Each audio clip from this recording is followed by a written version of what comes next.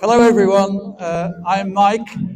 I'm from Scottish Solidarity with Kurdistan. We are an organisation of Scots, and I'm originally from England, campaigning in solidarity with all the Kurdish struggles.